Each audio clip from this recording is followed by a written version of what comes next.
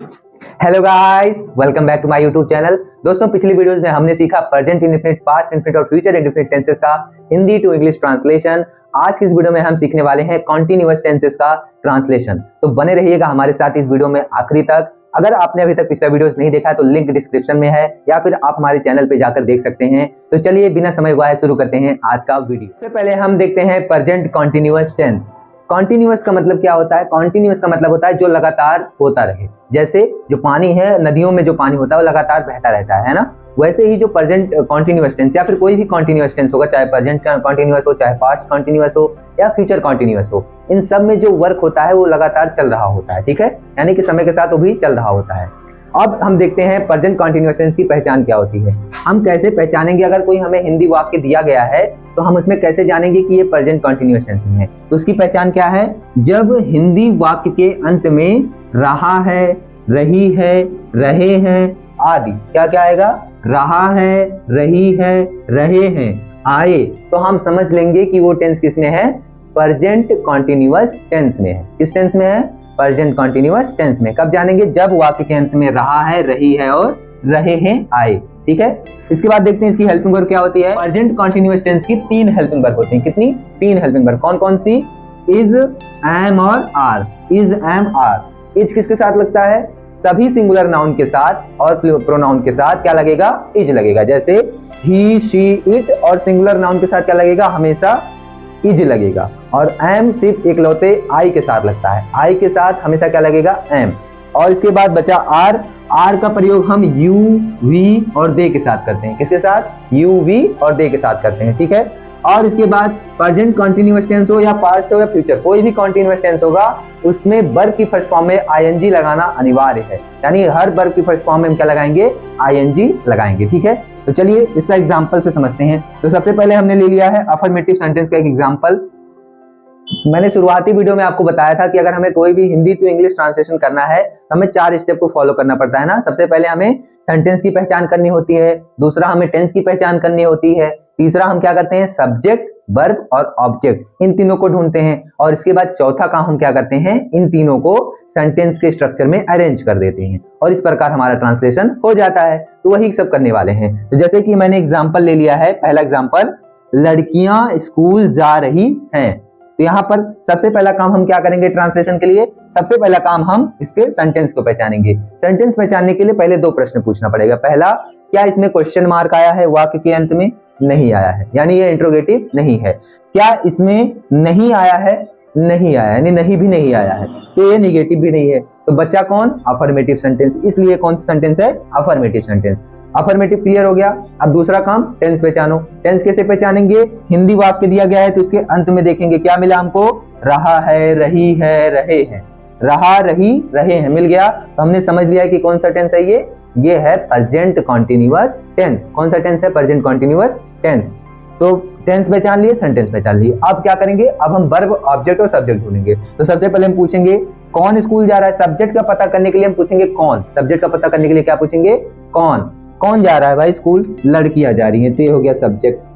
अब अगर हमें वर्ब का पता करना है तो लड़कियां क्या कर रही हैं? लड़कियां जा रही हैं, तो ये हो गया हमारा वर्ब। अब कहां, क्यों, कैसे, ये पूछना है तो हम ऑब्जेक्ट का पता चल जाएगा। लड़कियां जा रही हैं भाई, कहां जा रही हैं? स्कूल जा रही हैं, ये हो गया हमारा ऑब्जेक्ट। सब्जेक्ट, वर्ब और ऑब्जेक्ट तीनों ढूंढ लिया। अब हम करते हैं इसका ट्रांसलेशन। क्या करेंगे? सबसे पहले हम सेंटेंस के स्ट्रक्चर में इसको अरेंज कर देंगे। तो अफर्मेटिव सेंटेंस का स्ट्रक्चर क्या है? सबसे पहले सब्जेक्ट, फिर इज, एम या आर, फिर वर्ब की फर्स्ट फॉर्म में आईएनजी और ऑब्जेक्ट। तो सबसे पहले सब्जेक्ट क्या है? लड़कियां, तो लिखेंगे द गर्ल्स, द गर्ल्स। इसके बाद देखिए प्लूरल प्रोनाउन है, प्लूरल नाउन है ना, तो प्लूरल नाउन के साथ क्या लगता है? आर लगता है। क्या लगेगा? आर। The girls are. इसके बाद वर्ब की फर्स्ट फॉर्म जाने की इंग्लिश गो, और इसके फर्स्ट फॉर्म में क्या लगेगा? आईएनजी, तो हो जाएगा going. The girls are going. किधर जा रही है भाई? स्कूल जा रही है, टू स्कूल। ये हो गया हमारा इसका ट्रांसलेशन। देखिए कितना आसान है ना। चलिए दूसरा सेंटेंस आपको दिख रहा है, वह पढ़ रहा है, इसका ट्रांसलेशन आप करके बताइए। वीडियो पॉज कीजिए और करिए। चलिए करते हैं, 3, 2, 1 हो गया। तो चलिए हम देखते हैं इसका आंसर क्या होगा। कौन पढ़ रहा है भाई? वह पढ़ रहा है। सब्जेक्ट, रहा, रही, रहे हैं, प्रेजेंट कॉन्टिन्यूअस टेंस। ठीक, नहीं वगैरह नहीं आया, तो इसलिए क्या है, अफर्मेटिव सेंटेंस है। वह क्या कर रहे हैं, पढ़ रहे हैं, ये वर्ब हो गया, सब्जेक्ट और वर्ब दिया गया, क्या बन जाएगा, ही के साथ लगेगा इज, और पढ़ने की इंग्लिश रीड, और इसके फर्स्ट फॉर्म में आईएनजी, रीडिंग। तो मिला लीजिए, देखिए क्या आपका सही है, ओके। अब हम देखते हैं दूसरा sentence, negative sentence. Negative sentence में क्या करते हैं, नेगेटिव सेंटेंस में सिर्फ हेल्पिंग वर्ब के तुरंत बाद नॉट लगा देते हैं, इसके बाद हमारा नेगेटिव सेंटेंस बन जाता है, क्योंकि हमें मालूम है ना नेगेटिव बनाना है तो नॉट लगाना है, इसलिए इज एम आर यानी हेल्पिंग वर्ब के तुरंत बाद क्या लगा देंगे, नॉट।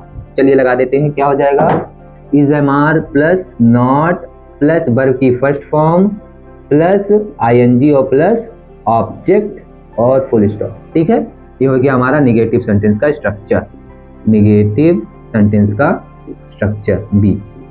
इसका एग्जांपल देखते हैं, क्या हो जाएगा, एग्जांपल हो जाएगा मैं पुस्तक नहीं पढ़ रहा हूँ, सॉरी नेगेटिव है ना, नहीं पढ़ रहा हूँ। ठीक है, तो सबसे पहला काम कोई भी ट्रांसलेशन करने के लिए क्या करेंगे, सेंटेंस पहचानेंगे। पूछेंगे सेंटेंस पहचानने के लिए दो प्रश्न, पहला क्वेश्चन मार्क, क्या इसमें क्वेश्चन मार्क आया है, नहीं आया, यानी इंट्रोगेटिव नहीं है। क्या इसमें नहीं आया है, हाँ नहीं आया है, नहीं मिल गया तो हमने समझ लिया कौन सा सेंटेंस है, नेगेटिव सेंटेंस है, क्लियर। इसके बाद दूसरा काम क्या करते हैं, टेंस पहचानते हैं। टेंस पहचानने के लिए हिंदी वाक्य के अंत में हम देखेंगे क्या मिला हमको, रहा है, रही है, रहे, रहा हूं मिल गया ना, यानी ये कौन सा टेंस हो गया, present continuous tense. Sentence clear, tense clear. आप क्या ढूंढेंगे, सब्जेक्ट वर्ब और ऑब्जेक्ट। कौन पुस्तक नहीं पढ़ रहा है भाई, मैं, यानी ये सब्जेक्ट हो गया, मैं सब्जेक्ट हो गया। मैं क्या नहीं कर रहा हूँ, पढ़ रहा हूँ, ये हो गया हमारा वर्ब। मैं क्या नहीं पढ़ रहा हूँ, पुस्तक, ये हो गया हमारा ऑब्जेक्ट। ठीक है, सब्जेक्ट वर्ब ऑब्जेक्ट। अब हम क्या करेंगे, इसको हम सेंटेंस, नेगेटिव सेंटेंस के स्ट्रक्चर में अरेंज कर देंगे। तो नेगेटिव सेंटेंस के स्ट्रक्चर में क्या आता है, सबसे पहले सब्जेक्ट आई, मैं का इंग्लिश आई, और आई के साथ कौन सी सहायक क्रिया लगती है, इकलौती सहायक क्रिया एम। आई सिर्फ भाई एम के साथ लगेगी और किसी के साथ नहीं, आई एम। इसके बाद वर्ब, हेल्पिंग वर्ब के तुरंत बाद नॉट। उसके बाद वर्ब की फर्स्ट फॉर्म क्या है, पढ़ना की इंग्लिश रीड, और रीड में आईएनजी, रीडिंग।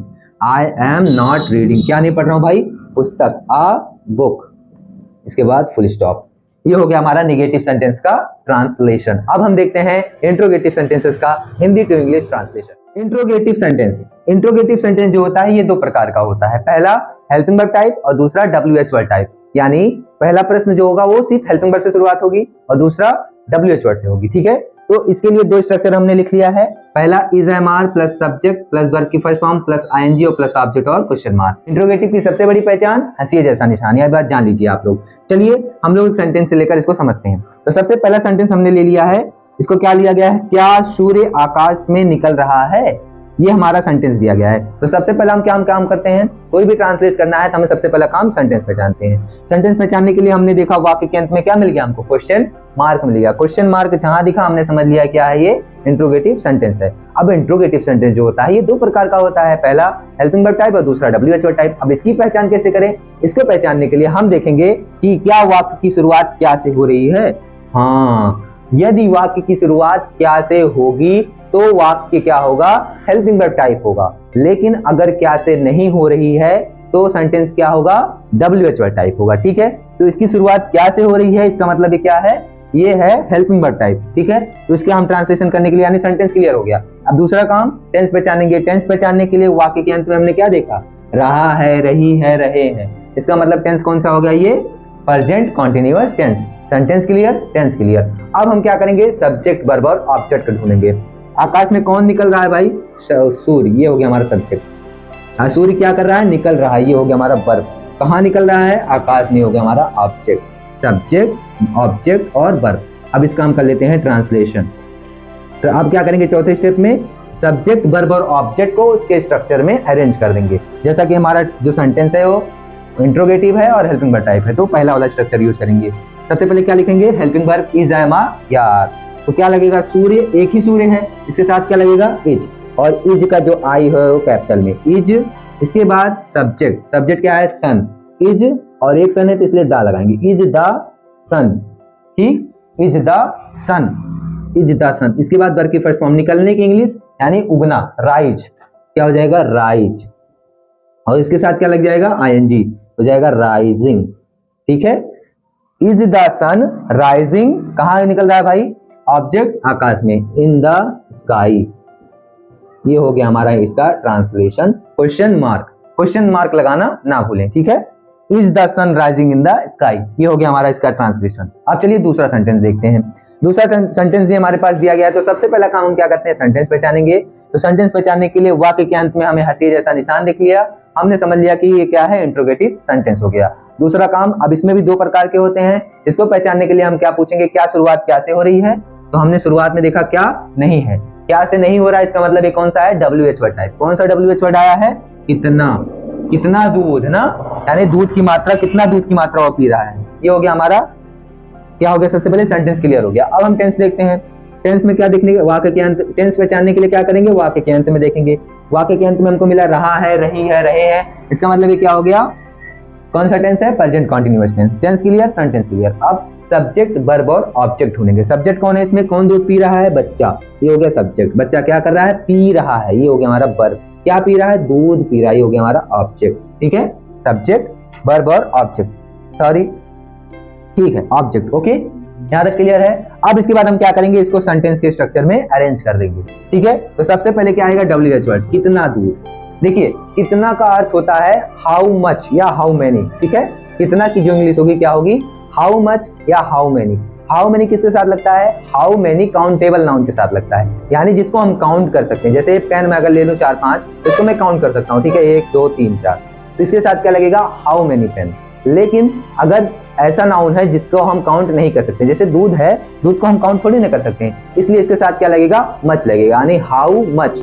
और हाउ मच या हाउ मेनी या हुज, ये तीन ऐसे वर्ड्स है, क्वेश्चन वर्ड्स हैं, जिनके साथ इनके संबंधित नाउन भी लगते हैं। जैसे कितना दूध, तो कितना मतलब हाउ मच, क्या दूध, तो मिल्क भी इसके साथ में ही लिखा जाएगा। ठीक है, ये एक विशेष क्वालिटी, इसको नोट पॉइंट कर लीजिए।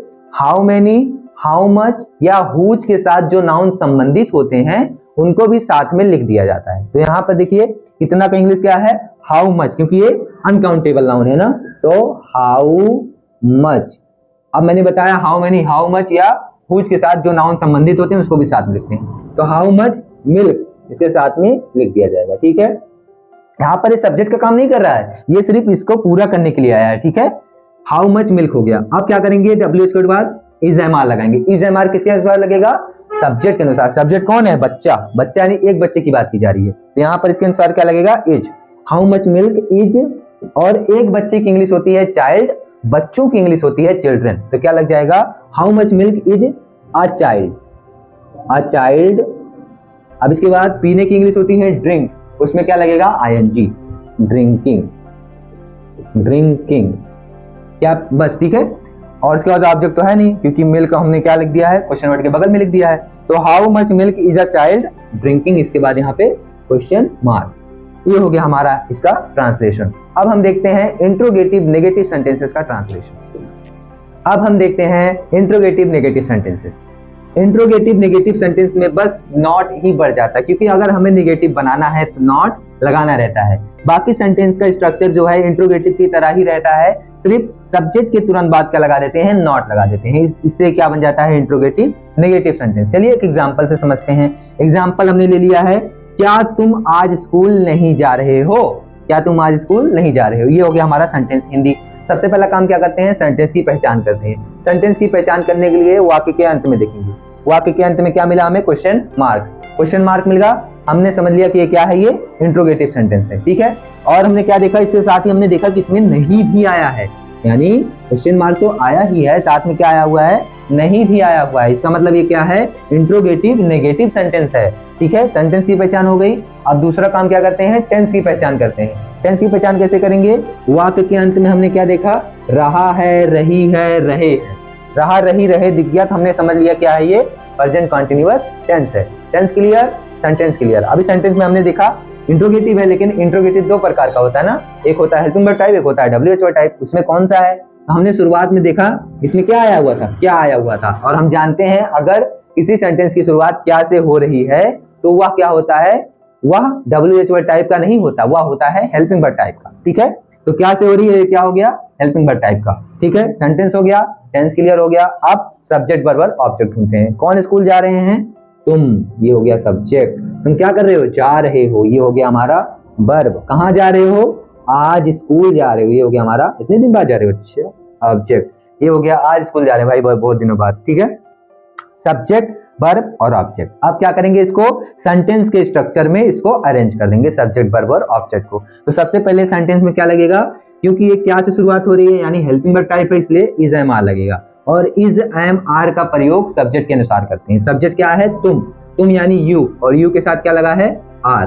क्या लगाएंगे, आर, इसके बाद सब्जेक्ट यू, और नहीं आया है तो सब्जेक्ट के तुरंत बाद नॉट, ठीक। आर यू नॉट, वर्ब की फर्स्ट फॉर्म जाने की इंग्लिश गो, और इसमें लगा देंगे I N G, going. Are you not going, कहाँ जा रहे हो भाई, स्कूल जा रहे हो, टू स्कूल।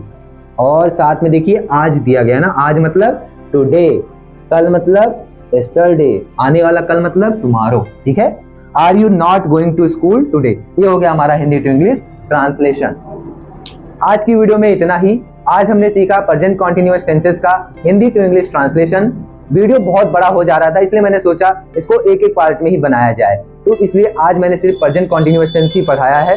मिलते हैं अगली वीडियो में पास्ट कॉन्टिन्यूअस टेंस के साथ। तब तक के लिए आप लोग नोट्स बनाते रहिए और इंग्लिश सीखते रहिए। आप लोग का आज का होमवर्क अभी आपके स्क्रीन पे दिख रहा होगा, इसको आप लोग प्रैक्टिस जरूर करिए। और अगर आपने अभी तक चैनल सब्सक्राइब नहीं किया है तो अभी सब्सक्राइब कर लीजिए, और इस वीडियो को अपने सभी दोस्तों में शेयर कीजिए जो कि इंग्लिश सीखना चाहते हैं या इंग्लिश पढ़ रहे हैं। मिलते हैं अगली वीडियो में, तब तक के लिए धन्यवाद।